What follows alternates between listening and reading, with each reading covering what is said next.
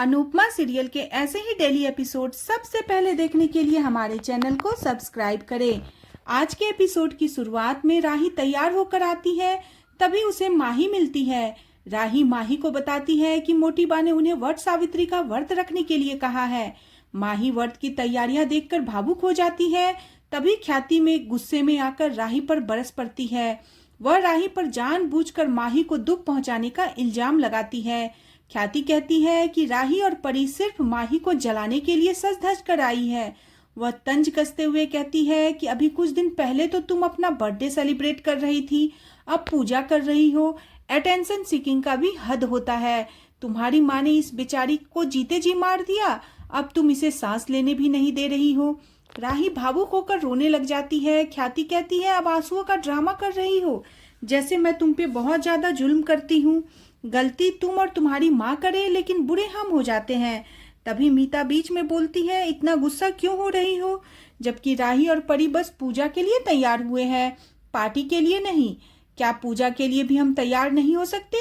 वह कहती है, हम सबको माही के लिए हमदर्दी है, लेकिन क्या हम जीना भी छोड़ दें? तभी माही गुस्से में कहती है, मुझे किसी की हमदर्दी नहीं चाहिए, जिसको जो करना है वह कीजिए, मेरे बारे में किसी को सोचने की जरूरत नहीं। जो होना था वह हो गया। जिसने मेरा कन्यादान किया था उसी ने मुझे विधवा बना दिया। वह फूट फूट कर रो पड़ती है और कहती है, अनुपमा और राही ने हमेशा उसकी खुशियां छीन ली है। माही दुखी होकर चली जाती है। ख्याति भी ताना मार कर चली जाती है। राही दुखी होती है तो मीता उसे सांत्वना देती है।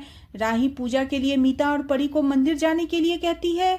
दूसरी तरफ अनुपमा काम ढूंढने के लिए जा रही होती है। अनुपमा रास्ते में कुछ महिलाओं को वट सावित्री की पूजा करते हुए देखती है।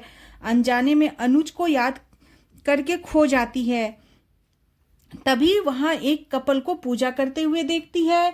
नीलेश अपनी पत्नी की फोटो ले रहा होता है। तभी नीलेश को अचानक दिल का दौरा आता है और वह जमीन पर गिर जाता है। नीलेश की पत्नी चिल्लाती है। अनुपमा चौंक जाती है। अनुपमा को आर्यन और माही की घटना याद आ जाती है और सभी औरतें नीलेश को होश में लाने की कोशिश करती है और एम्बुलेंस को बुलाने के लिए कहती है। नीलेश की पत्नी रोने लग जाती है और मदद की गुहार लगाती है। अनुपमा घबरा जाती है और उसे याद आता है कि डॉक्टर ने उसे सीपीआर देना सिखाया था। अनुपमा तुरंत उसके पास जाती है और नीलेश को सीपीआर देती है। नीलेश होश में आता है। वह तुरंत उसे हॉस्पिटल लेकर आती है। अनुपमा को राही की कड़वी बातें याद आती है। वह ईश्वर से प्रार्थना करती है कि नीलेश को कुछ मत होने देना। इसके बाद अनुपमा रास्ते में जा रही होती है। तभी नीलेश की पत्नी उसे आवाज लगाती है। अनुपमा चौंक जाती है। उसे डर लगता है कि नीलेश की पत्नी अनुपमा को गले लगा लेती है और उसे धन्यवाद कहती है। वह कहती है कि आपने मेरे पति की जान बचा ली। अनुपमा को राहत की सांस आती है। नीलेश की पत्नी कहती है, आपने सही समय पर नीलेश को सीपीआर दिया और हॉस्पिटल पहुंचाया। आपने मेरा सिंदूर उजड़ने से बचा लिया। वह अनुपमा के गले लग जाती है। दूसरी तरफ प्रेम और राही एक दूसरे का व्रत तुड़वाते हैं और प्यार का इजहार करते हैं। प्रेम कहता है, तुम्हारे व्रत से मैं खुश हुआ, बोलो तुम्हें क्या चाहिए। राही कहती है, तुम चाहे कितनी भी बिजी हो, लेकिन हमारे प्यार में कमी नहीं आएगी। प्रेम सहमति जताता है। इसी बीच परी राजा से पूछती है, तुमने व्रत क्यों रखा जब तुम्हें एसिडिटी हो रही है? वह मजाक में कहता है, अगर मैं व्रत रखती हूँ तो मुझे कुछ नहीं होता। राजा हंसते हुए बोलता है कि प्लीज अपने वजन की बातें फिर से शुरू मत करो। राजा कहता है, मैंने व्रत इसलिए रखा क्योंकि मैं हर जन्म में ऐसी ही पत्नी चाहता हूँ। प्रेम और राही मुस्कुरा के कहते हैं कि परी और राजा की जोड़ी बहुत क्यूट है। परी राही से कहती है, राजा के लिए वैसा ही काढ़ा बना दो जैसा अनुमा बनाया करती थी। प्रेम और राही चौंक जाते हैं। तभी प्रेम राजा को ठंडा दूध पीने की सलाह देता है। राही भी प्रेम से सहमत होती है। सभी खाना खाने लगते हैं। इसी बीच माही चुपचाप दूर से यह सब देख रही होती है। ख्याति उसे संभालती है। इधर राही को माही के लिए बुरा लगने लगता है। प्रेम उसे समझाता है कि जो हुआ उसे भुला नहीं सकते, लेकिन वक्त के साथ आगे बढ़ सकते हैं। अब तुम्हें अपने डांस पर ध्यान देना चाहिए। राही अनुपमा को याद करती है और सोचती है, अनुपमा की वजह से वो अपने सपने पूरे नहीं कर पाई। दूसरी तरफ जसप्रीत गुस्से में घर आती है। वह बिस्किट के बारे में पूछती है तो अनुपमा बताती है, बच्चे आए थे तो उसने बिस्किट बच्चे को खिला दिए। जसप्रीत अनुपमा पर गुस्सा करती है। कहती है, वह मेरे बिस्किट थे, उन्हें हाथ लगाने की तुम्हारी हिम्मत कैसे हुई? भारती जसप्रीत को रोकती है, लेकिन जसप्रीत भारती पर भी गुस्सा करती है। अनुपमा जसप्रीत से माफी मांगती है। लेकिन भारती उसे माफी मांगने के लिए मना करती है। भारती जसप्रीत से कहती है, तुम्हें हुआ क्या है? किसी और का गुस्सा तुम यहाँ क्यों निकाल रही हो?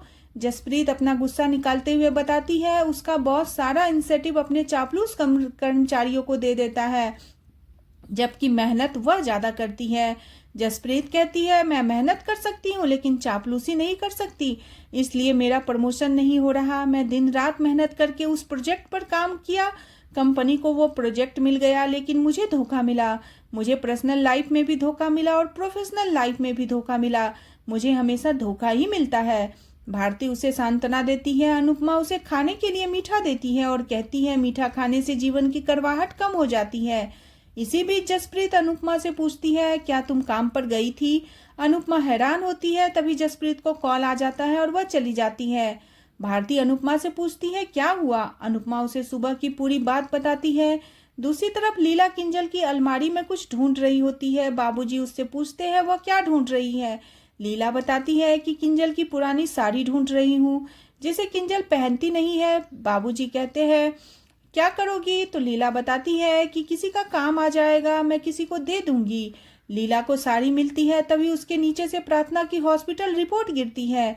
लीला उसे उठाती है। तभी किंजल वहां आ जाती है। किंजल तुरंत लीला से रिपोर्ट ले लेती है और बहाना बनाती है कि वह यह डॉक्यूमेंट कब से ढूंढ रही थी। वह लीला को धन्यवाद कहती है और लीला चली जाती है। किंजल कहती है कि अच्छा हुआ बा ने यह रिपोर्ट नहीं पढ़ी, अब मैं इसे कहाँ पर रखूं या किसी के हाथ न लगे।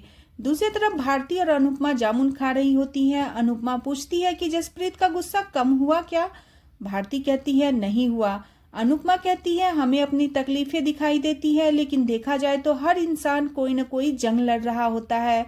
भारती सहमत होती है और कहती है कि ऐसा कोई इंसान नहीं जिसको कोई परेशानी नहीं हो।